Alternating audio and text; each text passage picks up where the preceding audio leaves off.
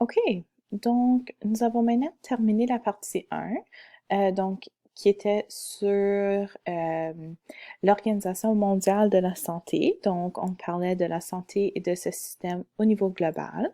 Maintenant, nous allons passer au système de santé canadien. Et puis, vous le connaissez probablement mieux sous le nom d'assurance maladie. Donc, c'est un ensemble de 13 régimes provinciaux et territoriaux de soins de santé, mais qui sont financés au niveau fédéral. Il y a deux buts. Le premier est que les services soient accessibles, donc que ça soit vraiment au niveau d'un besoin médical et non de la capacité de payer, et universel, donc que les services soient couverts pour tous les résidents du Canada.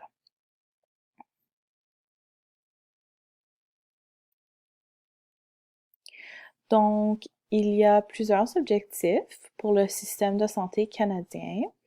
Il a l'objectif de la prévention et la réduction des risques pour la santé, la promotion des modes de vie plus sains, d'assurer la prestation de services de santé de grande qualité, efficaces et accessibles, d'intégrer et réformer des systèmes de soins de santé, de réduire les inégalités dans le domaine de la santé et finalement de fournir de l'information sur la santé afin d'aider les Canadiens à prendre des décisions éclairées. Donc, vous allez voir que nous allons parler un petit peu plus des objectifs et puis des détails de la prévention, de la promotion et des traitements qu'offre le système de santé canadien dans les prochaines slides. Donc, les responsabilités du système de santé canadien sont partagées entre le gouvernement fédéral et les gouvernements provinciaux. Donc, gouvernement a chaque gouvernement provincial a son propre système de santé en place. Donc, au niveau du gouvernement fédéral, ils sont responsables d'allouer le financement des services de santé des provinces et territoires. Ils sont responsables de la mise en place et mise en vigueur des normes établies par la loi canadienne sur la santé, dont on va en parler en plus grand détail. Et ils sont responsables des soins de santé pour certains groupes, dont les membres de Premières Nations qui vivent dans les réserves, les Inuits, les membres actifs des forces canadiennes, les anciens combattants admissibles et les personnes détenues dans un pénitencier fédéral. Ils font aussi la réglementation de produits, par exemple les aliments, les pharmaceutiques et les cosmétiques. Donc, s'il y a, par exemple, un aliment qui a comme un recall, on va le voir sur le site de Santé Canada qui est organisé par le gouvernement fédéral. Donc, au niveau des gouvernements provinciaux et territoriaux, je vous ai mentionné la loi canadienne sur la santé. Donc, tous les gouvernements au niveau des provinces et des territoires doivent agir en fonction des normes de cette loi afin de recevoir le financement du gouvernement fédéral.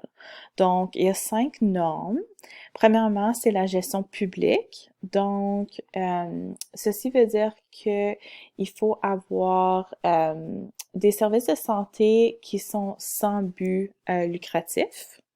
Donc, ça, c'est une partie importante. Ensuite, il y a l'intégralité.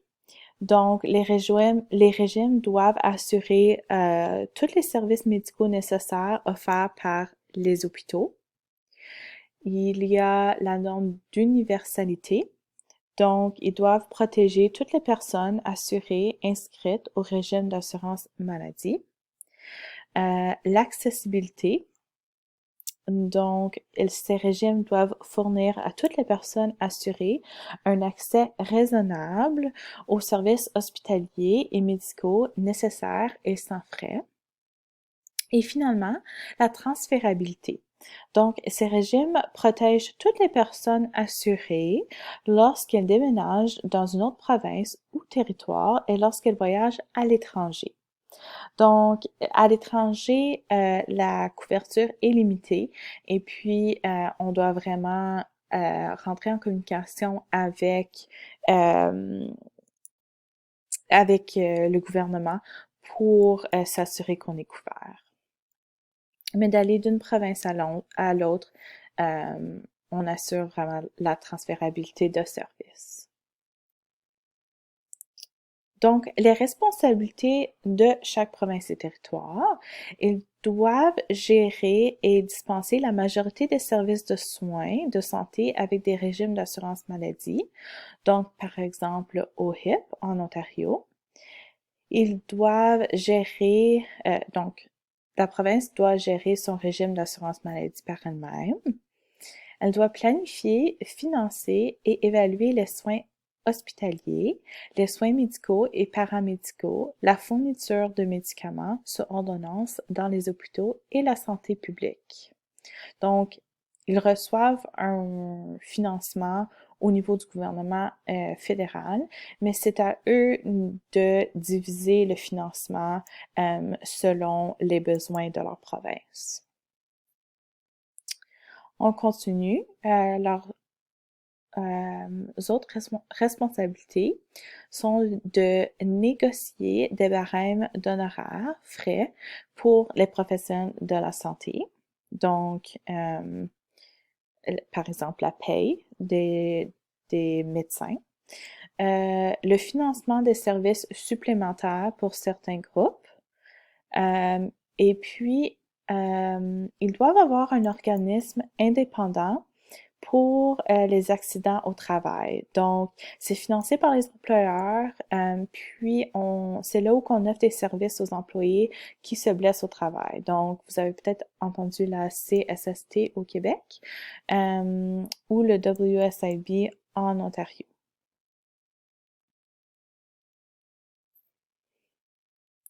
Donc, spécifiquement, on va parler du système ontarien. Donc, vous avez probablement déjà entendu l'acronyme ou le nom en cours OHIP. Donc, si vous vivez en Ontario, vous avez une carte verte avec votre photo qui est votre carte OHIP et puis qui vous donne accès à plusieurs services.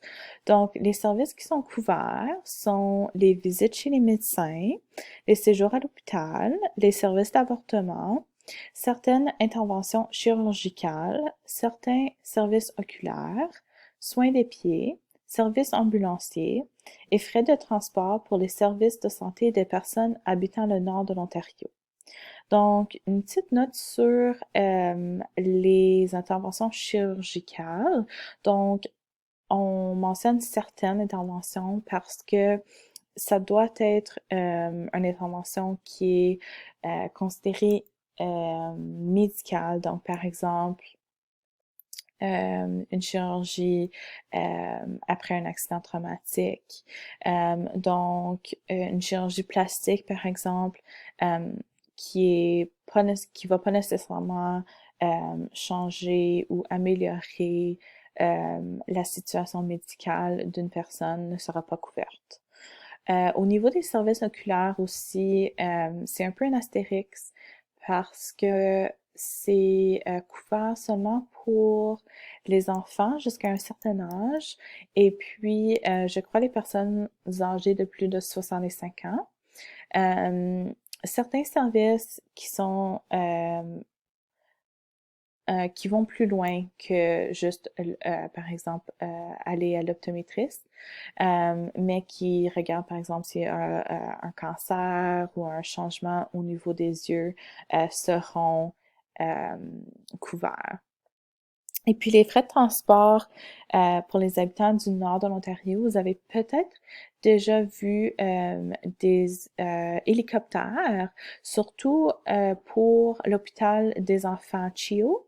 Donc, on voit des hélicoptères qui viennent du nord de l'Ontario et puis apportent dans le fond des enfants qui ont besoin des services de CHIO et puis ceci serait couvert par la province de l'Ontario aussi. Donc, ça vous donne une bonne idée des services qui sont couverts, mais il y a quand même plusieurs services dont vous pouvez peut-être identifier qui ne sont pas couverts par la province. Donc, ceci serait par exemple les médicaments sur ordonnance, les soins dentaires, les lunettes et les lentilles, la chirurgie des yeux au laser, la chirurgie esthétique, comme je vous ai mentionné, et puis d'autres services, par exemple, aller voir un psychologue, aller voir un ergothérapeute en communauté, ben pas en communauté, mais dans un cabinet privé, euh, ou quoi d'autre? Un massothérapeute, par exemple. Donc, ça, c'est pas couvert par la province.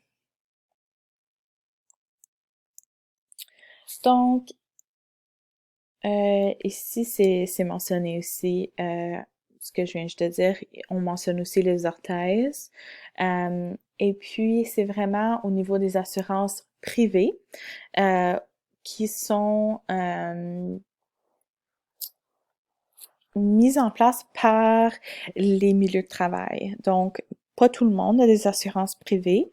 On peut soit s'en procurer en payant un montant par mois, ou des fois on est vraiment chanceux et puis on travaille pour certaines organisations qui vont nous aider à avoir accès aux assurances privées. Donc, vous avez probablement déjà entendu parler de Blue Cross, Sun Life, Manulife.